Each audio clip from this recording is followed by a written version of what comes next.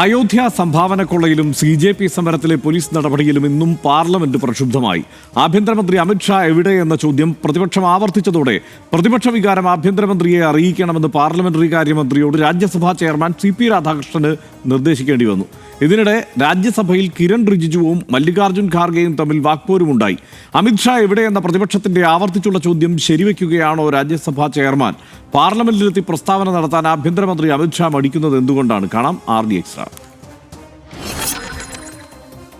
അയോധ്യ ക്ഷേത്രക്കൊള്ളയിലും CJP സമരത്തിലെ police അതിക്രമത്തിലും പ്രതിഷേധം ശക്തമാക്കിയതോടെയാണ് പ്രതിപക്ഷ ആവശ്യം ശരിവെച്ച രാജ്യസഭാ ചെയർമാൻ CP രാധാകൃഷ്ണൻ ഇടപെട്ടത്. പോലീസ് അതിക്രമത്തിൽ കേന്ദ്ര ആഭ്യന്തരമന്ത്രി അമിത്ഷാ മറുപടി പറയണമെന്നും അമിത്ഷാ സഭയിൽ വരുന്നില്ല എന്നും ഉയർത്തിയാണ് പ്രതിപക്ഷം ഇന്നും പ്രതിഷേധിച്ചത്. ഇതോടെ പ്രതിപക്ഷ വികാരം ആഭ്യന്തരമന്ത്രിയെ അറിയിക്കണമെന്ന് രാജ്യസഭാ ചെയർമാൻ പാർലമെന്ററി കാര്യമന്ത്രിയോട് ആവശ്യപ്പെടുകയായിരുന്നു. പോലീസ് നടപടിയിൽ പാർലമെന്റിൽ മറുപടി പറയാൻ തയ്യാറാകാത്ത അമിത്ഷായെ കടന്നാക്രമിച്ചുകൊണ്ടാണ് രാജ്യസഭാ പ്രതിപക്ഷ നേതാവ് മല്ലികാർജ്ജുൻ ഖാർഗെ ഇന്ന് സംസാരിച്ചത്. ഇതോടെ സഭയിൽ പാർലമെന്ററി കാര്യമന്ത്രിയും പ്രതിപക്ഷ നേതാവ് മല്ലികാർജ്ജുൻ ഖാർഗെയും തമ്മിൽ രൂക്ഷമായ വാക്പോരുണ്ടായി. പ്രതിപക്ഷ ബഹളത്തെ തുടർന്ന് ലോക്സഭയും തടസ്സപ്പെട്ടു. സഭയ്ക്ക് പുറത്തും അയോധ്യ സംഭാവനക്കൊള്ളയും അമിത്ഷാ എവിടെയെന്ന ചോദ്യവും ഉയർത്തി പ്രതിപക്ഷം പ്രതിഷേധിച്ചു. കഴിഞ്ഞ ദിവസങ്ങളിലേതുപോലെ പ്രതീകാത്മക സംഭാവന പെട്ടി മുന്നിൽ വെച്ചും അമിത്ഷാ മറുപടി പറയണമെന്ന ബാനറുകൾ ഉയർത്തിയുമായിരുന്നു ഇന്നത്തെയും പ്രതിപക്ഷ പ്രതിഷേധം. RD Extra news Malayalam.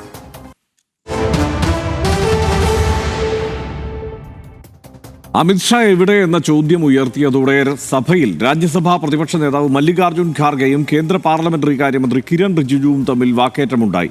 Kharge rule പാലിക്കുന്നില്ലെന്നും ചെയറിനോട് ആജ്ഞാപിക്കുകയാണെന്നും Kiran Rijiju പറഞ്ഞു.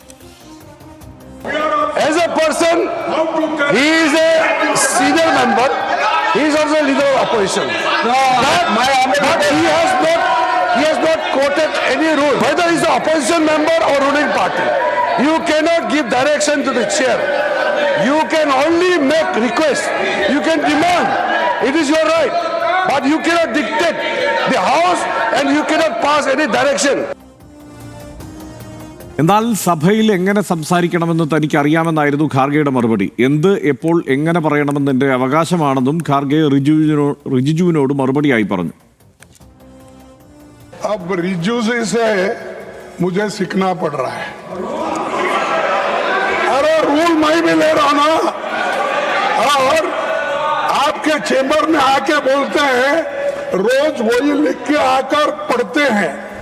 ये अगर रूल्स नहीं पढ़ूंगा, अगर मेरा मैटर अगर नहीं पढ़ूंगा, क्या तुम दिए सो मैं पढ़ूं?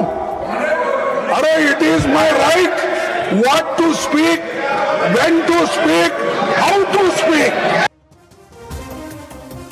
ഇതിനിടെ ഖാർഗെ ചെയറിനോട് ആജ്ഞാപിക്കുകയായിരുന്നു എന്ന കിരൺ റിജിജുവിന്റെ വാദം രാജ്യസഭാ ചെയർമാൻ CP രാധാകൃഷ്ണൻ തള്ളി. കൂടാതെ പ്രതിപക്ഷത്തിന്റെ വികാരം ആഭ്യന്തരമന്ത്രിയെ അറിയിക്കണമെന്നും രാജ്യസഭാ ചെയർമാൻ നിർദ്ദേശിച്ചു. He is not dictating. He has put his request. No, let me complete. No, I observe you. No, he is not dictating the terms. He put the sentiments of them. It is as the Honorable Minister for Parliamentary Affairs, you have to reflect the sentiments to the HM. That is my request. Now, please take your seat. Please take your seat. Please take your seat. പ്രതിപക്ഷത്തിന്റെ പ്രതിഷേധം കേന്ദ്ര ആഭ്യന്തരമന്ത്രിയെ അറിയിക്കണമെന്ന രാജ്യസഭാ ചെയർമാന്റെ നിർദ്ദേശത്തിന് നന്ദി പറയുന്നതായി John Brittas MP പറഞ്ഞു. 2 ആഴ്ചയോളമായി കേന്ദ്ര ആഭ്യന്തരമന്ത്രി അമിത്ഷാ സഭയിലെത്തുന്നില്ല എന്നും ജോൺ ബ്രിട്ടാസ് പറഞ്ഞു. We are thankful to the Honorable Chairman for the initiative he has taken. We have been demanding the presence of the Honorable Home Minister. He has been consistently avoiding the Parliament for almost 2 weeks. Today, the Honorable Chairman gave a direction to the Parliamentary Affairs Minister that the sentiments of the opposition that the Home Minister be present in the House be conveyed to him, conveyed to the government. And this is a direction to the government and the Parliamentary Affairs Minister, and we wholeheartedly thank the Chairman for this initiative. അതേസമയം അമിത്ഷാ എവിടെയെന്ന ചോദ്യം എല്ലാ ദിവസവും ഉയർത്തി പ്രതിപക്ഷം കള്ളം പറയുകയാണെന്ന് BJP MP Ravishankar Prasad ആരോപിച്ചു. അമിത്ഷാ എല്ലാ ദിവസവും രാവിലെ 10 മണി മുതൽ വൈകിട്ട് 7 മണി വരെ അദ്ദേഹത്തിന്റെ ഓഫീസിൽ ഉണ്ടാകാറുണ്ടെന്നും രവിശങ്കർ പ്രസാദ് MP പറഞ്ഞു. कांग्रेस पार्टी और उनके नेता राहुल गांधी और खड़गे साहब रोज नई नई कहानी गढ़ते हैं, नए नए पोस्टर लेके आते हैं। अमित शाह को बुलाओ, अमित शाह को बुलाओ। माननीय गृह मंत्री अमित शाह जी सुबह 10 बजे से शाम के 7 बजे तक रोज अपने चेंबर में बैठे रहते हैं, अभी भी बैठे हुए हैं।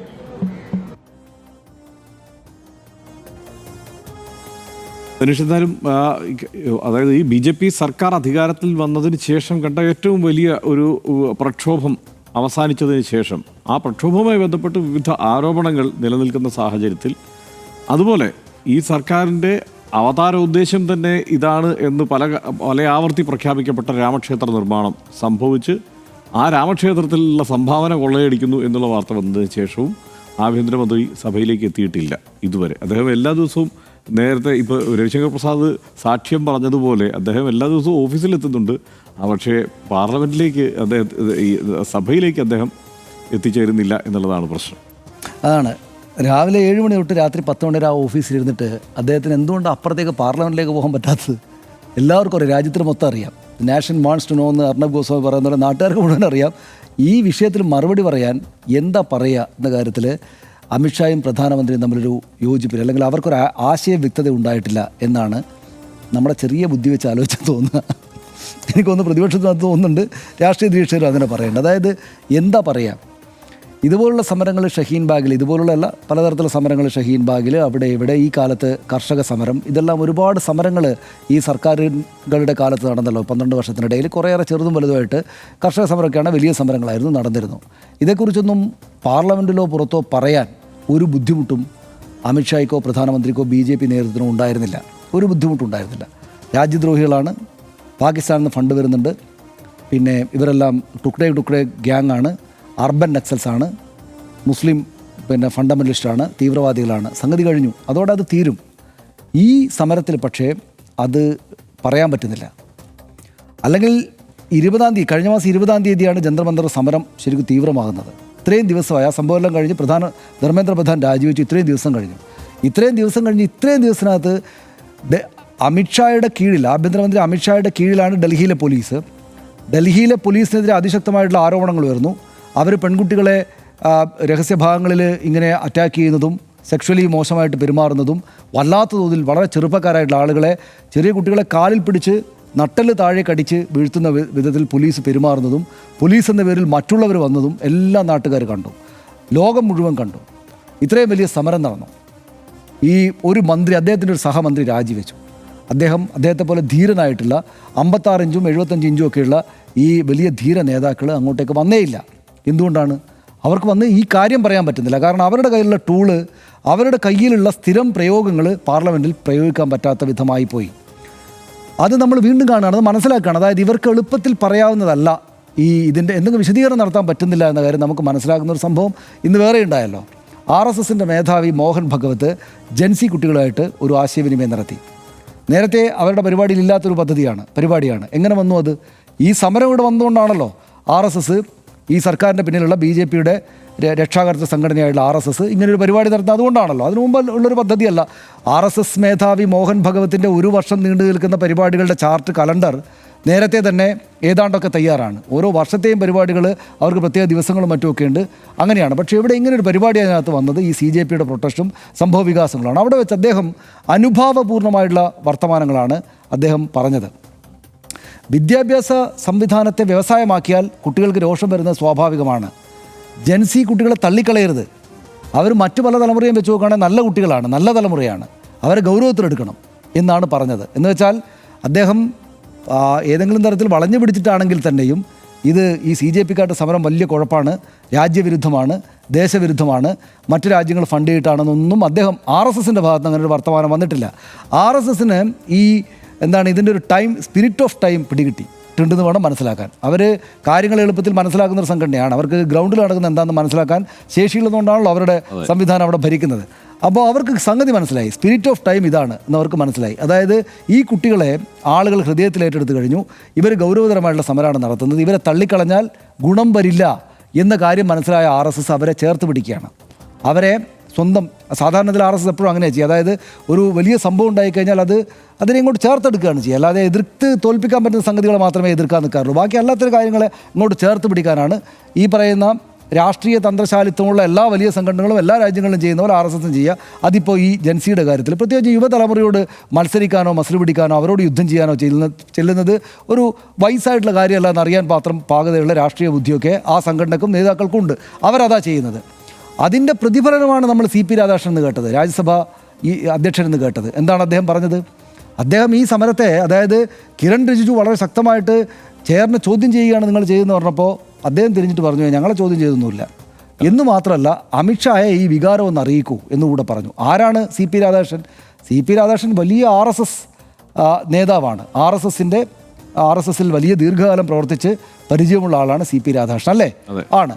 അപ്പോൾ RSSൻ്റെ അങ്ങനെയൊരു വൈകാരികാഭിമുഖ്യം അല്ലെങ്കിൽ RSSൻ്റെ രാഷ്ട്രീയമായിട്ടുള്ള ആലോചന എന്താണ് എന്നത് വ്യക്തമാക്കുന്ന സംഭവങ്ങളാണ് ഇന്നുണ്ടായിരിക്കുന്ന ഈ രണ്ട് സംഭവങ്ങളെന്ന് ഞാൻ വിചാരിക്കുന്നു. അപ്പോൾ സ്വാഭാവികമായിട്ടും അമിത്ഷാ ജിക്ക് അദ്ദേഹത്തിൻ്റെ കൈവശമുള്ള വാക്കുകളും പ്രയോഗങ്ങളും ടൂളുകളുമായിട്ട് അദ്ദേഹത്തിൻ്റെ കൈവശമുള്ള ടൂളുകൾ കൊണ്ട് പരിഹരിക്കാവുന്നൊരു സംഗതിയല്ല ഇത് വന്നിട്ട് അദ്ദേഹത്തിന് അറിയാവുന്ന പോലെ ഇത് വലിയ രാജ്യദ്രോഹികളാണ്, ഇപ്പോൾ ഈ കുട്ടികളെല്ലാം വലിയ കുഴപ്പക്കാരാണ്, അവർക്ക് ഫണ്ട് കിട്ടി അവരങ്ങനെ ചെയ്തു ഇങ്ങനെ ചെയ്തു എന്ന് വന്ന് അദ്ദേഹത്തിന് എളുപ്പത്തിൽ പറഞ്ഞ് പറയാവുന്ന ഉറക്കത്തെഴുന്നേറ്റ് നിന്നാലും അദ്ദേഹം പറയുന്ന അദ്ദേഹത്തിൻ്റെ പോയിന്റുകൾ വിലപ്പോവുന്ന കാലമല്ല. അപ്പോൾ പിന്നെ എന്ത് ചെയ്യും? എന്താ പറയുക? അവിടെ ചെന്നിട്ട് എന്താ പറയുക എന്ന് വെച്ചാൽ നല്ല ദീർഘമായിട്ട് തയ്യാറാക്കേണ്ടതുണ്ട്. ഓരോ വരിയും വാക്കും തയ്യാറാക്കേണ്ടത്. അതിന് സമയം വളരെ വളരെ ദീർഘമായിട്ട് വേണം. ഈ സർക്കാരിന് ദീർഘസമയം ഒരു സമരത്തെക്കുറിച്ച് പ്രതികരിക്കാൻ എടുക്കേണ്ടതായിട്ട് വരുന്നു എന്നതാണ് നമ്മൾ ഈ രാജ്യത്തെ രാഷ്ട്രീയത്തിൽ ഈ ദിവസങ്ങളിൽ കാണുന്ന ഈ ദിവസങ്ങളുടെ രാഷ്ട്രീയ പ്രാധാന്യം എന്ന് ഞാൻ വിചാരിക്കുന്നു. RSS ഒരു ഭാഗത്ത് ഇങ്ങനെ നിൽക്കുകയാണ്. RSS BJP തള്ളിക്കളയും ഈ സർക്കാരിനെതിരായിട്ട് നിലപാടെടുക്കുന്നതെന്ന് ഞാൻ പറയുന്നില്ല, അത് പറഞ്ഞ ആളുകൾ ചിരിക്കും. അങ്ങനെയല്ല. പക്ഷേ RSS BJP നരേന്ദ്രമോദി തന്നെയും അദ്ദേഹം ഉടനടി പ്രതികരിച്ചു. അദ്ദേഹം വന്നിട്ട് ഈ പറയുന്ന ഇൻസ്റ്റാക്കാർക്ക് മനസ്സിലാകാൻ വേണ്ട റേഷ്യോയിൽ അദ്ദേഹം വീഡിയോ ഒക്കെ ഇട്ടു. പക്ഷേ അതിനകത്തൊന്നും ഇവരെ തള്ളിപ്പറയുന്ന നിലയിലേക്ക് കാര്യങ്ങൾ വലുതായിട്ട് പോയിട്ടില്ല എന്നായിരുന്നു നമ്മൾ മനസ്സിലാക്കണം. അപ്പോൾ മറുപടി പറഞ്ഞിട്ടില്ലല്ലോ. ചോദ്യങ്ങൾക്കൊന്നും ഒരു മറുപടിയും പറഞ്ഞിട്ടില്ല. ഈ രാജ്യ തലസ്ഥാനത്ത് ഈ രാജ്യത്തിൻ്റെ ചെറുപ്പക്കാർ പോലീസിനാൽ ബ്രൂട്ടലായിട്ട് അറ്റാക്ക് ചെയ്യപ്പെടുകയും അവിടെ പെല്ലറ്റ് ഗൺ ഉപയോഗിക്കപ്പെടുകയും മറ്റൊരു സ്ഥലത്ത് AK-47 ഉപയോഗിക്കപ്പെടുകയും പെൺകുട്ടികൾക്കടക്കമുള്ള ആളുകൾക്കെതിരെ അതിശക്തമായിട്ടുള്ള ആക്രമണം നടക്കുകയൊക്കെ ചെയ്തിട്ട് ഒരു ധർമ്മേന്ദ്ര പ്രധാൻ എന്ന മന്ത്രിക്ക് രാജിവെക്കേണ്ടി, അതും ഏത് മന്ത്രി? വിദ്യാഭ്യാസം പോലെ അവരുടെ ഏറ്റവും പ്രധാനപ്പെട്ട ഐഡിയോളജിക്കലി തന്നെ അവർക്ക് ഏറ്റവും പ്രധാനപ്പെട്ടതായിട്ടുള്ള ആ വകുപ്പ് കൈകാര്യം ചെയ്യുന്ന മന്ത്രി രാജിവെക്കുകയും ചെയ്തിട്ട് പോലും ഇവരെന്തുകൊണ്ട് മിണ്ടുന്നില്ല എന്ന് ചോദിച്ചാൽ അവർക്ക് ഏറ്റ ആഘാതത്തിൽ നിന്ന് എങ്ങനെ മുക്തരാകാം എന്നതിലേക്ക് അവർ ഇതുവരെ എത്തിയിട്ടില്ല. നമ്മൾ വളരെ കരുത്തൻ എന്ന് നമ്മൾ കണ്ടിരിക്കുന്ന അമിത്ഷാ പോലും ഈ RSSൻ്റെ ഇങ്ങനെയൊരു സൂചനകൾ നൽകുമ്പോൾ ഇതിനോട് എങ്ങനെ പ്രതികരിക്കണം എന്നത് സംബന്ധിച്ച് ധാരണയിലേക്ക് എത്താൻ അദ്ദേഹത്തിന് സാധിച്ചിട്ടില്ല. അതാണ് ആത്യന്തികമായിട്ട് പ്രതിപക്ഷത്തിൻ്റെ വിജയം നമ്മൾ കണ്ടുകൊണ്ടിരിക്കുകയാണെന്നാണ് എനിക്ക് തോന്നുന്നത്. തീർച്ചയായും. അത് മാത്രമല്ല, ഇതിനകത്ത് സരീഷ് എനിക്ക് തോന്നിയത് ഈ പറഞ്ഞ ഇതാണ് RSSൻ്റെയൊക്കെ നിലപാട്. അതോടൊപ്പം BJPക്കുള്ളിൽ തന്നെ ഈ കാര്യത്തിൽ നേതൃത്വത്തിൻ്റെ, അതായത് ഭരണതലത്തിലെ നേതൃത്വത്തിൻ്റെ പ്രധാനമന്ത്രിയോ ആഭ്യന്തരമന്ത്രിയോ അടങ്ങുന്നവരുടെ മുന്നോട്ട് പോക്കിനെക്കുറിച്ചുള്ള വിമർശനങ്ങളുണ്ട് എന്ന നിലയ്ക്കുള്ള വാർത്തകളും പുറത്തു വരുന്നുണ്ടല്ലോ. അപ്പോൾ ഇതെല്ലാം കൊണ്ട് ആകെ കുലുങ്ങിയ ഒരവസ്ഥയിൽ ഈ കാര്യങ്ങളൊന്ന് വിശദീകരിക്കാൻ കുറച്ച് സമയം അവർ എടുക്കുന്നതാകാം എന്ന് തന്നെ നമുക്ക് കരുതാം. പക്ഷേ ഇന്നിപ്പോൾ രാജ്യസഭയിൽ രാജ്യസഭാധ്യക്ഷൻ CP രാധാകൃഷ്ണൻ ഇത് അറിയിക്കണം എന്ന് കിരൺ റിജിജുവിനോട് പറഞ്ഞു. സഭയുടെ വികാരം ഇതാണ് എന്നുള്ളത്, പ്രതിപക്ഷത്തിൻ്റെ വികാരം ഇതാണെന്നുള്ളത് നിങ്ങൾ അദ്ദേഹത്തോട് പറയണം എന്നുള്ളത് അറിയിച്ച സ്ഥിതിക്ക് വൈകാതെ അദ്ദേഹം ഇനി പങ്കെടുക്കാനാണ് സാധ്യത എന്നാണ് ഞാൻ കരുതുന്നത്. കാരണം അത് ആ മട്ടിൽ ഗൗരവത്തിൽ തന്നെയാണ് സഭാനാഥനും എടുത്തിരിക്കുന്നത് എന്നുള്ളതുകൊണ്ടാണല്ലോ. മുമ്പും ഏതാണ്ട് സമാനമായ സാഹചര്യമൊക്കെ ഇതുപോലെ തന്നെ സഭയിൽ ഉണ്ടായിട്ടുണ്ട്. 2005 UPA സർക്കാരിൻ്റെ കാലത്ത് അന്ന് ശിവരാജ് പാട്ടീൽ മണിപ്പൂർ കേസുമായി ബന്ധപ്പെട്ട്, അന്നത്തെ മണിപ്പൂരിലെ സാമ്പത്തിക ഉപരോധവുമായി ബന്ധപ്പെട്ട് ചർച്ച വന്നപ്പോൾ ഇതുപോലെ പങ്കെടുക്കാതിരുന്നു, അദ്ദേഹം വിട്ടുനിന്നു. അന്ന് പക്ഷേ അദ്ദേഹമാണ് സോമനാഥ് ചാറ്റർജിയാണ് സ്പീക്കർ. അദ്ദേഹം 10 മിനിറ്റ് സഭ നിർത്തിവെച്ചു. ഇതിൽ അദ്ദേഹത്തിന് വിയോജിപ്പുണ്ട് എന്ന് അറിയിക്കുകയും ചെയ്തു സ്പീക്കർ തന്നെ. അപ്പോൾ പ്രതിപക്ഷത്തിനൊപ്പം നിന്നുകൊണ്ടാണ് അങ്ങനെ ഒരു നടപടി അദ്ദേഹം സ്വീകരിക്കുന്നത്. അപ്പോൾ ഇത് മുമ്പും സഭയിൽ ഉണ്ടായിട്ടുണ്ട് ഇത്തരം, പക്ഷേ ഇത്രയും ദീർഘമായ ഒരു സാഹചര്യം ഉണ്ടായിട്ടില്ല. ഇത്രയും ഗൗരവമുള്ള, രാജ്യം മുഴുവൻ ശ്രദ്ധിക്കുന്ന, ചർച്ച ചെയ്യുന്ന, രാജ്യത്തെ മൊത്തത്തിൽ ബാധിക്കുന്ന ഒരു വിഷയവുമായി ബന്ധപ്പെട്ടൊക്കെയുള്ള ചർച്ചകളിൽ നിന്ന് പൂർണ്ണമായി വിട്ടു നിൽക്കുന്നു എന്നുള്ളതാണ്. ഇതിലിപ്പോൾ CJP മാത്രമല്ല, ഈ പറഞ്ഞ അയോധ്യയിലെ അല്ലെങ്കിൽ രാമക്ഷേത്രത്തിലെ സംഭാവന കൊള്ളയും ഇതിനകത്തൊരു ഘടകമാണ്. ഇവർ ഞാനിപ്പോൾ ആലോചിക്കായിരുന്നു, അതിൽ ഏറ്റവും മോശക്കാരായി എപ്പോഴും ഈ BJP നേതൃത്വം ആവർത്തിച്ച് അവതരിപ്പിക്കാറ് ജവഹർലാൽ നെഹ്റുവിനെയാണല്ലോ. ഈ പാർലമെൻറ്റ് നടപടിക്രമങ്ങളിൽ എങ്ങനെയായിരുന്നു ജവഹർലാൽ നെഹ്റു എന്നുള്ളത് അദ്ദേഹം കുറച്ചുകൂടി നേരത്തെ AB വാജ്പേയിയോട് ചോദിക്കേണ്ടിയിരുന്നു. ചൈന യുദ്ധകാലത്ത് ഈ സഭാ സമ്മേളനം വിളിക്കണം എന്ന് AB വാജ്പേയി അടക്കമുള്ള പ്രതിപക്ഷാംഗങ്ങൾ ആവശ്യപ്പെട്ട 3-ാം ദിവസമാണ് സഭാ സമ്മേളനം അദ്ദേഹം വിളിച്ചത് ജവഹർലാൽ നെഹ്റു. അങ്ങനെയാണ് സഭ കൊണ്ടു നടന്നത്. മുഴുവൻ ദിവസവും അദ്ദേഹത്തിനെതിരെയുള്ള അവിശ്വാസ പ്രമേയം വരുമ്പോഴും മുഴുവൻ ചർച്ച ഇരുന്ന് കേൾക്കുക എന്നുള്ളത്, അതായത് അദ്ദേഹത്തെ ഭത്സിച്ചുകൊണ്ടുള്ള സകല ചർച്ചകളും ഇരുന്ന് കേൾക്കുക എന്നുള്ളതായിരുന്നു ജവഹർലാൽ നെഹ്റു ചെയ്തുകൊണ്ടിരുന്നത് എന്നുള്ളത് ഇവർ ഓർക്കേണ്ടതാണ്. പ്രതിപക്ഷത്തിന് കൂടുതൽ സമയം അനുവദിക്കണമെന്ന് സഭയ്ക്കുള്ളിൽ വാദിച്ചിട്ടുള്ളയാളാണ് ജവഹർലാൽ നെഹ്റു. അപ്പോൾ ഇവർ ആവർത്തിച്ച് നിരന്തരം മോശക്കാരനാണെന്ന് പറയുന്ന ജവഹർലാൽ നെഹ്റു സഭയിൽ എങ്ങനെയാണ് പെരുമാറിയിരുന്നത് എന്ന് മുൻ നേതാക്കന്മാർക്ക്, BJP നേതാക്കന്മാർക്കറിയാം. ഇനി ഇത് പോട്ടെ, സഭയിൽ എങ്ങനെയാണ് പെരുമാറേണ്ടത് എന്ന് ഇവരുടെ തന്നെ നേതാക്കന്മാരുടെ പെരുമാറ്റം കൊണ്ട് തന്നെ മനസ്സിലാക്കേണ്ടതാണ്. അപ്പോൾ അങ്ങനെയുള്ള ഒരു സമയത്ത് പൂർണ്ണമായി വിട്ടു നിൽക്കുക സഭയിൽ നിന്ന്, ഈ ചോദ്യങ്ങളിൽ നിന്ന് ഒളിച്ചോടുക എന്നുള്ളത് ശരിയായ നടപടിയല്ല. കാരണം ഇവർ ആത്യന്തികമായി ഓരോ USP ഉണ്ടല്ലോ ഓരോരുത്തർക്കും, അവരുടെ രാഷ്ട്രീയത്തിൽ പൊളിറ്റിക്കൽ കരിയറിലൊക്കെ ഓരോരുത്തർക്കും ഓരോ സംഗതിയുണ്ട്. അതിൽ വളരെ ധീരതയോടെ കാര്യങ്ങൾ ശത്രുക്കളെ കൈകാര്യം ചെയ്യുന്നയാൾ എന്നുള്ള പ്രതിച്ഛായയുള്ളവർ തീർച്ചയായും അങ്ങനെ തന്നെ അങ്ങ് തുടരണം. അല്ലെങ്കിൽ ഇവരുടെ എല്ലാം ഈ പറഞ്ഞതുപോലെ സടകൊഴിഞ്ഞോ എന്നുള്ള സംശയം അവരുടെ അണികൾക്കുണ്ടാകും, ഒപ്പം നിൽക്കുന്നവർക്കുണ്ടാകും. ഇതിനകത്ത് ആഭ്യന്തര കുഴപ്പമുണ്ടാകും. അതുകൂടി ആലോചിക്കണമല്ലോ. പിന്നെ ഒരു കാര്യം, നെഹ്റുവിന് പിന്നെ ഒരു കാര്യമുണ്ട് കേട്ടോ. ഈ അബദ്ധമൊന്നും ഇപ്പം രാമക്ഷേത്ര വിവാദവുമായി ബന്ധപ്പെട്ടുള്ള തരത്തിലുള്ള ഒരു വിവാദത്തിൽ ചെന്ന് പെടേണ്ട അവസ്ഥ ഉണ്ടായിട്ടില്ല. കാരണം ഈ രാമക്ഷേത്രം എങ്ങനെയാണ് സർക്കാരിൻ്റെ ഒരു ചിഹ്നം എന്ന മട്ടിൽ അവതരിപ്പിക്കാനാണല്ലോ BJP ശ്രമിച്ചത്. ഈ സർക്കാരിൻ്റെ അവതാരോദ്ദേശം തന്നെ ഈ ക്ഷേത്ര നിർമ്മാണമാണ് എന്ന് ആവർത്തിച്ച് പ്രഖ്യാപിക്കപ്പെട്ടിട്ടുണ്ട്. അങ്ങനെ ഏറ്റവും പ്രധാനപ്പെട്ട ഒരു ലക്ഷ്യമായി പ്രഖ്യാപിക്കുകയും ആ ക്ഷേത്രത്തിൻ്റെ നിർമ്മാണം നടത്തുകയും അതിൻ്റെ ഭരണസമിതിയിൽ സമ്പൂർണ്ണമായി സംഘപരിവാറിൻ്റെ നേതാക്കന്മാരെയോ അല്ലെങ്കിൽ അതുമായി ബന്ധുത്വമുള്ളവരെയോ മാത്രം ഉൾക്കൊള്ളിക്കുകയും അങ്ങനെ മുന്നോട്ട് കൊണ്ടുപോവുകയും ചെയ്ത സ്ഥലത്താണ് കോടിക്കണക്കിന് രൂപ അടിച്ചു മാറ്റി എന്നുള്ള വിവരം അറിയുന്നത്. ഈ രാജ്യത്ത് വേറെ ഏതെങ്കിലും ഒരു ക്ഷേത്രത്തിൽ ഇതുപോലൊരു സംഭവം ഉണ്ടായാൽ എങ്ങനെയാണ് BJP പ്രതികരിക്കുക? കേരളത്തിലാണെങ്കിലും ഒന്ന് ആലോചിച്ച് നോക്കും. ഇത് ഹിന്ദുവിൻ്റെ സ്വത്ത് അടിച്ചുകൊണ്ട് പോകുന്നു എന്ന് പറയുകയല്ലേ എന്ന് പറഞ്ഞ് നിലവിളിക്കും. ഇവിടെ ഞാൻ കഴിഞ്ഞ ദിവസം ഒരു BJP നേതാവിൻ്റെ ബൈറ്റ് കണ്ടിട്ട് തലകുത്തി നിന്ന് ചിരിച്ചു. എന്താണെന്നറിയോ? ഹിന്ദുവിൻ്റെ സ്വത്ത് കൊണ്ടുപോകുന്നതിനകത്ത് ബാക്കിയുള്ളവർക്ക് എന്താണ് ഇതിനകത്ത് അഭിപ്രായം പറയാനുള്ള കാര്യം? ഞങ്ങൾ കാശ് കൊടുക്കുന്നു, അത് ഹിന്ദുക്കളിൽ തന്നെ ചിലർ അടിച്ചു മാറ്റുന്നു എന്നല്ലേ ഉള്ളൂ എന്ന് ലാഘവബുദ്ധിയോടെ അതിനോട് പ്രതികരിക്കുക. ഹിന്ദുക്കളടുത്ത് പോയി ഹിന്ദു അമ്പലത്തിൽ പോയി ഹിന്ദുക്കൾക്ക് കിട്ടി, അങ്ങനെ കരുതിയാൽ പോരെ എന്ന മട്ടിലുള്ള പ്രതികരണങ്ങളൊക്കെ പറഞ്ഞ് ഇങ്ങനെ അഡ്ജസ്റ്റ് ചെയ്ത് പോകാനാണ് ശ്രമിക്കുന്നത്. എത്ര ഗൗരവമുള്ള കാര്യമാണ്. അതായത് ഈ രാജ്യത്തിൻ്റെ രാഷ്ട്രീയ ഭാഗതയും തന്നെ മാറ്റിമറിച്ച ഒരു സംഭവത്തിൻ്റെ തുടർച്ചയിൽ അവിടെ ഉണ്ടായിട്ടുള്ള ഒരു ചരിത്ര സ്മാരകമാണല്ലോ അതും ആ നിലയ്ക്ക് നോക്കിക്കഴിഞ്ഞാൽ. കാരണം ചരിത്രം ഒന്നിൽ നിന്ന് മറ്റൊന്നിലേക്ക് കടക്കുകയും അത് അടയാളപ്പെടുത്തുകയും ചെയ്തു, അത് സ്ഥാപിക്കുകയും ചെയ്യുകയാണ് അവിടെ. അതിനെ ഏറ്റവും അഭിമാനത്തോടെയല്ലേ സത്യത്തിൽ ഇവർ കൊണ്ടു നടക്കേണ്ടത്? അവിടെ കാശടിച്ചു മാറ്റാനുള്ള ഒരു സംവിധാനമായിട്ട് ഇതിനെ കരുതുകയും അതിങ്ങനെ അനവരതം തുടരുകയും ചെയ്യുക. ഡ്രൈവർമാരുടെ വീട്ടുകളിൽ നിന്ന് പോലും ലക്ഷക്കണക്കിന് കോടിക്കണക്കിന് രൂപ കണ്ടെത്തുന്ന ഒരു സ്ഥിതിയിലേക്ക് കാര്യങ്ങൾ വരിക എന്നൊക്കെ പറഞ്ഞു കഴിഞ്ഞാൽ ചെറിയ കാര്യമാണോ അത്?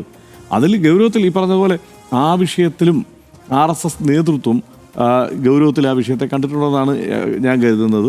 അതിന് പിന്നാലെ ഇപ്പോൾ ഈ വിഷയം ജെൻസി വിഷയത്തിൽ നേരത്തെ സനീഷ് പറഞ്ഞത് ശരിയാണ്. അതായത് ഒരു പരമാവധി ഇങ്ങോട്ട്, അതായത് പെനിട്രേറ്റ് ചെയ്യാൻ പറ്റുന്നിടത്തേക്ക് പെനിട്രേറ്റ് ചെയ്യുക, ഇതിനോട് ഉൾച്ചേർക്കാവുന്നതിനെ ഉൾച്ചേർക്കുക എന്നുള്ളതാണ് അതിൻ്റെ ശൈലി. ആ ശൈലിയിൽ നിന്നുകൊണ്ട് ഈ വിഷയത്തെ തൽക്കാലം കൈകാര്യം ചെയ്യാനാണ് അവർ ശ്രമിച്ചുകൊണ്ടിരിക്കുന്നത്. അതുകൊണ്ടാണ് ജെൻസിക്കൊപ്പമാണെന്നുള്ള പ്രതീതി സൃഷ്ടിക്കുന്നത്. അപ്പുറത്ത് സർക്കാർ തലത്തിൽ ചില പ്രചാരണങ്ങൾ നടത്തുന്നുണ്ട്. അത് പക്ഷേ ഈ മട്ടിലല്ല. അതാണ് അതിൻ്റെ വ്യത്യാസം. സർക്കാരിൻ്റെ പ്രചാരണം എന്താ അറിയോ? ഞങ്ങളുടെ സംസ്കൃതിയിലാണ് വളർന്നത്. പുതിയ, അതായത് അങ്ങനെ കുറേ ജൻസികൾ ഈ രാജ്യത്തുണ്ട്. ബഹുഭൂരിപക്ഷം ജൻസികളും അങ്ങനെയുള്ളവരാണ്. ഞങ്ങൾ സംസ്കാര സമ്പന്നരായി ഞങ്ങളുടെ വീട്ടിൽ അച്ഛനും അമ്മയൊക്കെ പറഞ്ഞു തന്ന സംസ്കാരത്തിൽ വളർന്നവരാണ്, ഇതുപോലെയുള്ള താന്തോന്നികളല്ല എന്ന് സ്ഥാപിക്കാൻ വേണ്ടിയിട്ടുള്ള പ്രചാരണം സമാന്തരമായിട്ട് സർക്കാർ ചെലവിൽ ആരംഭിച്ചിട്ടുണ്ട്. അപ്പോൾ അതിൽ നിന്ന് വ്യത്യസ്തമാണ് സാഹചര്യം. അപ്പോൾ ഇതെല്ലാം പാർലമെൻറ്റിൽ വന്ന് നിന്നിട്ട് ഈ ചോദ്യങ്ങളോട് പ്രതികരിക്കുകയും അത് വിശദീകരിക്കുകയും ചെയ്യേണ്ടി വരുന്ന ഒരവസ്ഥയെക്കുറിച്ച് ഈ ആശങ്ക അവർക്കുണ്ട് എന്നുള്ളത് കൊണ്ടാണ് അവർ തൽക്കാലം പാർലമെൻറ്റിലേക്ക് വരാൻ ഇങ്ങനെ ബുദ്ധിമുട്ടുന്നത്, വിട്ടു നിൽക്കുന്നത് എന്നുള്ളതാണ് അതിനകത്തെ ആവശ്യം. പിന്നെ വേറൊരു കാര്യം, ഇതിനി വരാതിരിക്കാൻ കഴിയില്ല. കാരണം ഈ രണ്ട് പ്രധാനപ്പെട്ട ബില്ലുകൾ കൊണ്ടുവന്ന് അവതരിപ്പിച്ച് പാസ്സാക്കി എടുക്കാൻ വേണ്ടിയിട്ട് ശ്രമിക്കുന്നു. അതായത് ഡീലിമിറ്റേഷനും അതുപോലെ തന്നെ വനിതാ സംവരണവും. ഈ രണ്ട് ബില്ലുകളും സത്യത്തിൽ ഈ ചർച്ചയിൽ നിന്ന് രക്ഷപ്പെടാനുള്ള ഒരു ഉപാധിയായി കൂടിയാണ് കൊണ്ടുവരുന്നത് എന്ന കാര്യത്തിൽ എനിക്കൊരു സംശയമില്ല. കാരണം അല്ലെങ്കിൽ ഇങ്ങനെ ഇത്രയും ദീർഘമായി വിട്ടു നിൽക്കേണ്ട ആവശ്യമില്ലല്ലോ. എന്തെങ്കിലും, അതായത് ഞാൻ നേരത്തെ പറഞ്ഞ ഉദാഹരണമാണ്, വാജ്പേയി പറഞ്ഞപ്പോൾ 3 ദിവസം കൊണ്ട് പാർലമെന്റ് വിളിച്ച നെഹ്റുവിൻ്റെ മാതൃകയൊന്നും വേണ്ട, 2 ആഴ്ച പ്രതിപക്ഷം നിലവിളിക്കുകയല്ലേ, അവർ പ്രതിഷേധിക്കുകയല്ലേ, ഒന്ന് അവിടെ വന്ന് തല കാണിച്ചിട്ട് പോയിക്കൂടെ എന്നുള്ളതാണ്. അത് ഇരിക്കുന്നുണ്ട്, ഓഫീസിലുണ്ട്, അപ്പുറത്തുള്ള ഓഫീസിൽ അദ്ദേഹം ഇരിപ്പില്ലേ, അദ്ദേഹം പോയിട്ടൊന്ന് തല കാണിക്കുകയല്ലേ വേണ്ടത്. പ്രധാനമന്ത്രിയെ പിന്നെ നമ്മൾ പ്രതീക്ഷിക്കുന്നത് അദ്ദേഹം എപ്പോഴെങ്കിലും വന്നാലായി എന്നുള്ളതാണ് സഭയിലെ ഒരവസ്ഥ. ഇപ്പൊ നമ്മൾ ഈ നെഹ്റുവിനെ തന്നെ വീണ്ടും എടുത്താൽ ചോദ്യങ്ങളെ അഭിമുഖീകരിക്കില്ല, സഭയിൽ വരില്ല, സഭയോടുള്ള വിധേയത്വം കാണിക്കുന്നില്ല എന്നുള്ളതാണ് പ്രതിപക്ഷത്തിന്റെ ആരോപണം. രവിശങ്കർ പ്രസാദ് ഓഫീസിലുണ്ടെന്ന് പറഞ്ഞ തന്നെ ഒരല്പം പാർട്ടിക്ക് അകത്തൊരു പ്രശ്നമല്ല എന്ന് പോലും എനിക്ക് സംശയമുണ്ട്. കാരണം സത്യമാണ്, കാരണം അദ്ദേഹം ഇപ്പോഴും അവിടെ ഇരിപ്പുണ്ട്. രാജ്നാഥ് സിംഗ് വലിയ പ്രശ്നം സഭയിൽ ഉണ്ടാകുമ്പോൾ രാജ്നാഥ് സിംഗ് ഉണ്ടാതിരിക്കുക. കിരൺ റിജിജു ഭയങ്കര ശബ്ദം ഉണ്ടാക്കുമ്പോൾ രാജ്നാഥ് സിംഗ് വലിയ ബഹളം ഉണ്ടാകുമ്പം സ്വന്തം പക്ഷത്തോട് ബഹളം ഉണ്ടാക്കല്ലേ, അവർ പറയട്ടെ എന്ന് പറയുന്നുണ്ടായിരുന്നു. എന്തോ ജൂലൈ 20-നാണ് പാർലമെന്റിന് പുറത്ത് സമരം ചെയ്യുകയായിരുന്ന വിദ്യാർത്ഥികളെ ഡൽഹി പോലീസ് തല്ലിച്ചതച്ചത്. പെല്ലറ്റ് തോക്ക് ഉപയോഗിച്ച് വെടിവെച്ചും പെൺകുട്ടികളെ ലൈംഗികമായി അടക്കം ഉപദ്രവിച്ചുമാണ് ഡൽഹി പോലീസും കേന്ദ്രസേനയും ആ സമരത്തെ നേരിട്ടത്. ബീഹാറിലാകട്ടെ വിദ്യാർത്ഥികളെ നേരിടാൻ AK-47 അടക്കം ഉപയോഗിച്ചു. ഇതിനൊക്കെ ശേഷം കേന്ദ്ര ആഭ്യന്തരമന്ത്രി അമിത്ഷാ സഭയിൽ കൃത്യമായി വരാൻ തയ്യാറാകുന്നില്ല. അയോധ്യ സംഭാവന കൊള്ളയിൽ പ്രധാനമന്ത്രിയും പോലീസ് അതിക്രമത്തിൽ ആഭ്യന്തരമന്ത്രിയും സഭയിൽ മറുപടി പറയണമെന്നാണ് പ്രതിപക്ഷത്തിന്റെ ആവശ്യം. പ്രതിപക്ഷത്തിന്റെ സെന്റിമെന്റ്സ് അമിത്ഷായെ നിങ്ങൾ അറിയിക്കണമെന്നാണ് കിരൺ റിജിജുവിനോട് ഇന്ന് രാജ്യസഭാ ചെയർമാൻ CP രാധാകൃഷ്ണൻ നിർദ്ദേശിച്ചത്. രാജ്യസഭാ ചെയർമാൻ്റെ ഈ നീക്കം അസാധാരണമായ നീക്കമാണെന്ന് പ്രതിപക്ഷം തന്നെ വിലയിരുത്തുന്നുമുണ്ട്. ഇന്ത്യ സഖ്യ പാർട്ടികളുടെ ആക്രമണത്തിൻ്റെ കുന്തമുന തന്നെ കേന്ദ്ര ആഭ്യന്തരമന്ത്രിയിൽ കേന്ദ്രീകരിക്കുമ്പോഴും അമിത്ഷാ എന്തുകൊണ്ടാണ് സഭയിൽ ഹാജരാകാതെ മാറി നിൽക്കുന്നത്? എന്തായാലും വരും ദിവസങ്ങളിൽ അമിത്ഷാ പാർലമെന്റിലെത്തി പ്രതിപക്ഷത്തിൻ്റെ ചോദ്യങ്ങൾക്ക് ശക്തമായ മറുപടി നൽകുമോ എന്നുള്ളത് നമുക്ക് കാത്തിരുന്ന് കാണാം. RDX ഇവിടെ പൂർത്തിയാകുന്നു. Good night.